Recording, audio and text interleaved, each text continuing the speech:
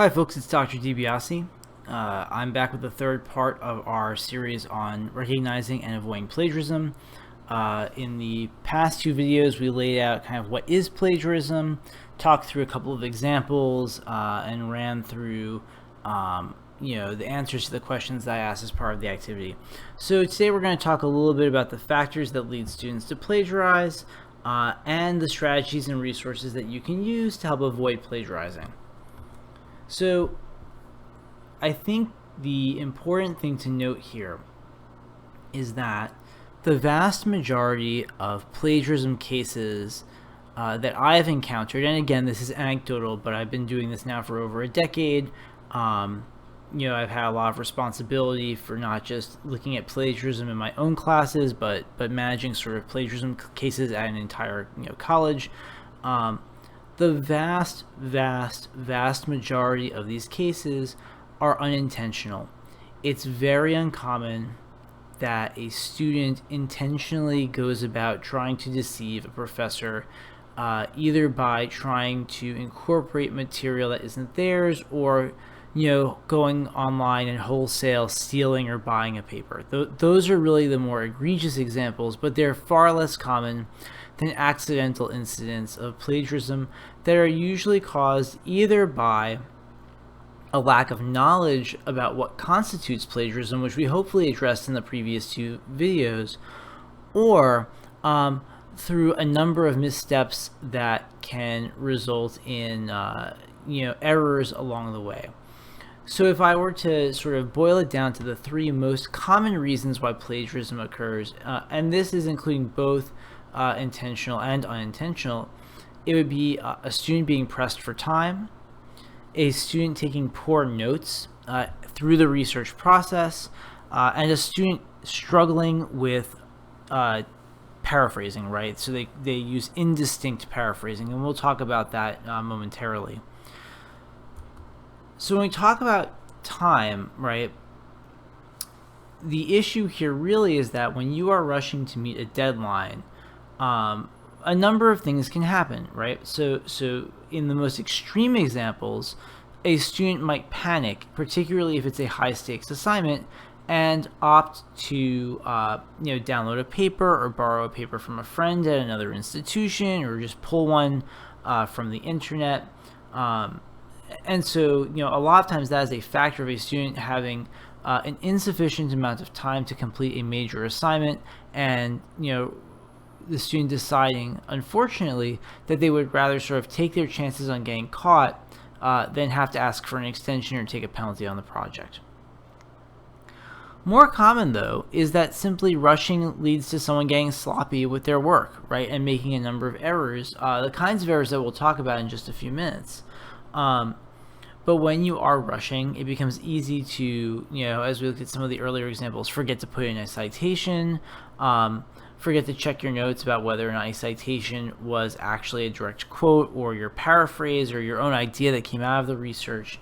And so as we'll discuss, it's really important to make sure you're giving yourself sufficient time to work through your projects so that you do not feel, so you don't feel the pressure to engage in inappropriate academic behavior, but also so that you can avoid the kinds of sloppy errors that will flag you for plagiarism, even if that was not your intent. And when we talk about getting sloppy, this sometimes can be tied to note-taking as well. And the most frequent version of this is source misattribution. So that could either mean failing to cite a source, which again frequently happens if you are rushing through the paper, especially if you have not been managing your citations throughout the writing process. This was an issue. I don't believe that I ever accidentally plagiarized in college as a result of this, but I do know that I had a terrible habit of waiting until the end of the paper to do all of my citations. And while I always try to be very careful about that before submitting it, that kind of behavior is problematic because it can increase the odds that you miss something as you are putting the final pieces of the paper together, leaving yourself open to charges of plagiarism if you aren't particularly careful. The other issue here could be failing to cite a source properly, right? So you put a quote and provide the source, provide different source for that quote, right? Which can be problematic in its own right. And again, this usually comes to an issue of bad note taking. But this, again, as I mentioned earlier, can be a factor of as you are looking at an article, you write down some notes and you fail to note that what you're writing down is a direct quote. And instead, when you go back to those notes, you think, wow, I had a really brilliant idea about this topic, and you include it in your paper. And this can happen to the best of us. Doris Kearns Goodwin, who is an incredibly famous historian, had a project that had to be kind of revoked is too strong of a word, but she had to address the fact that she did have sections of her paper that were clearly plagiarized, and she attributed this to just really bad note-taking on her part. That she sort of lost track of her notes, and so paragraphs that she had taken from other sources over the the years it took her to write the book, she had misremembered as being her own composition.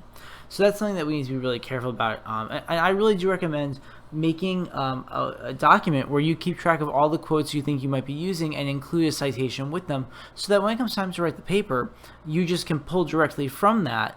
And you can be much more efficient and accurate in how you include your quotations. With paraphrasing, the big issue here is using distinct language, right? When you are putting something into your own words have to be sufficiently distinct from the original source. So, and this is a ridiculous kind of example, but if the original quote was, I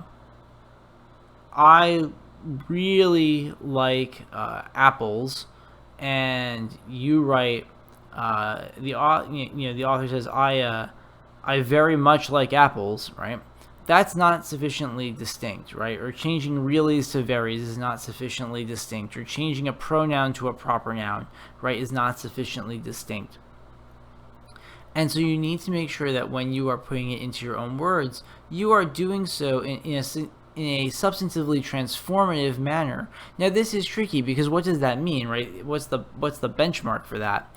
As we're sort of talking about, discourse this week, that's something that kind of becomes more apparent as you gain more experience writing within a particular field and getting feedback on your writing. What I would note here is that if you ever have a doubt about whether or not your language is sufficiently distinct, it might be safer to just use a direct quote. Or, as I'll suggest later, contact your professor and ask for some guidance.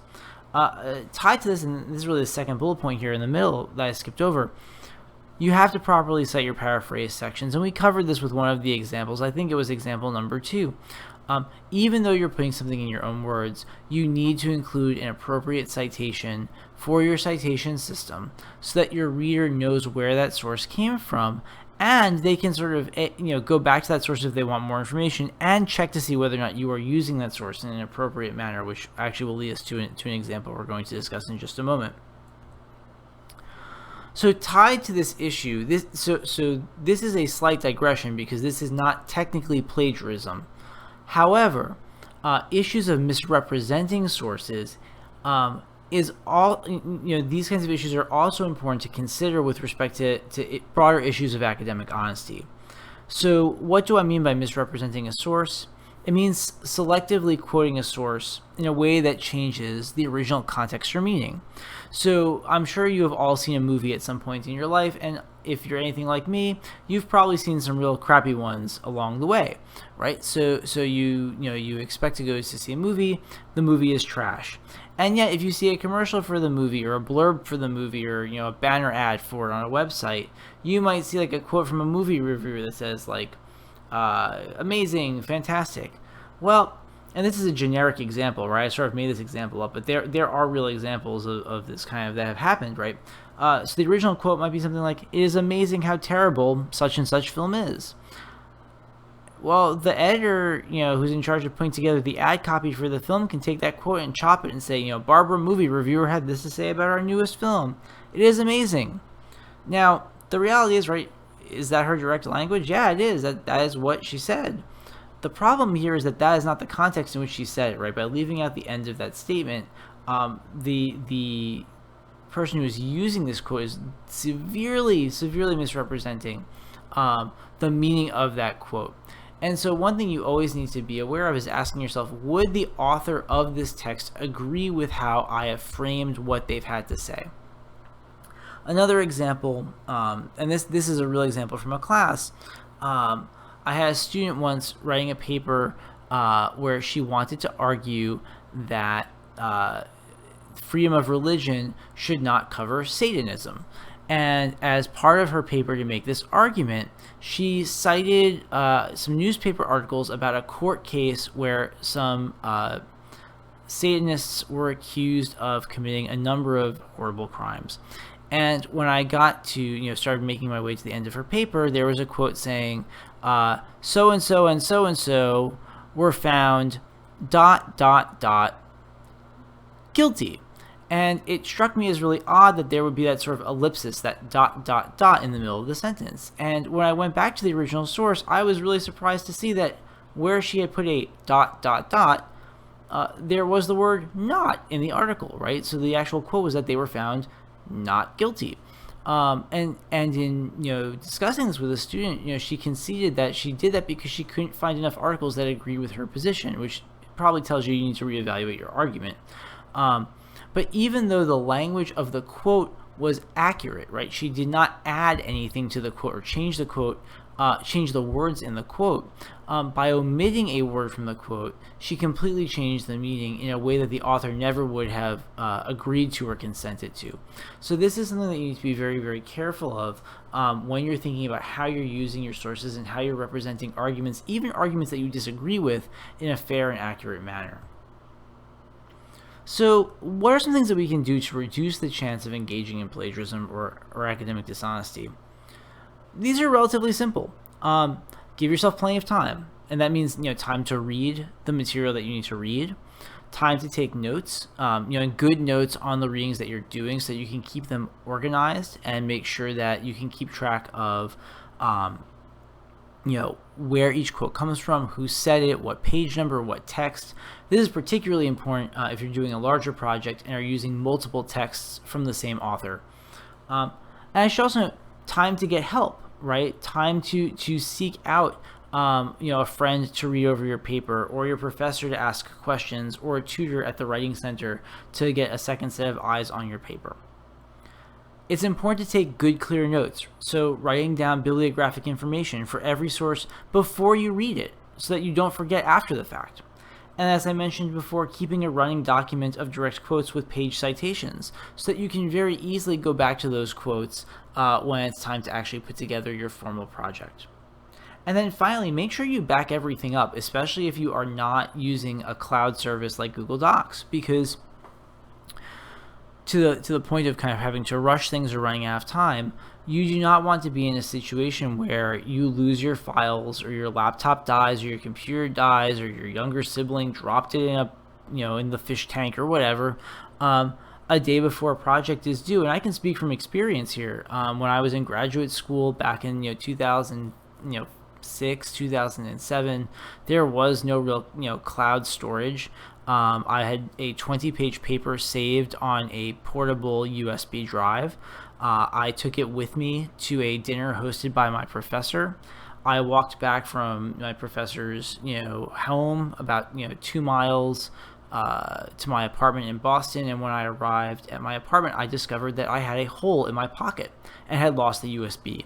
And because I had not backed up the most recent copy of that file to my computer, I had to reconstruct the last 10 pages of that project within about 36 hours. So, you want to always give yourself every advantage to be successful. And so part of that is, giving yourself time, keeping track of your notes, and making sure that your material is safe and backed up so that you always have a way to access it, regardless of what technological issues you might run into.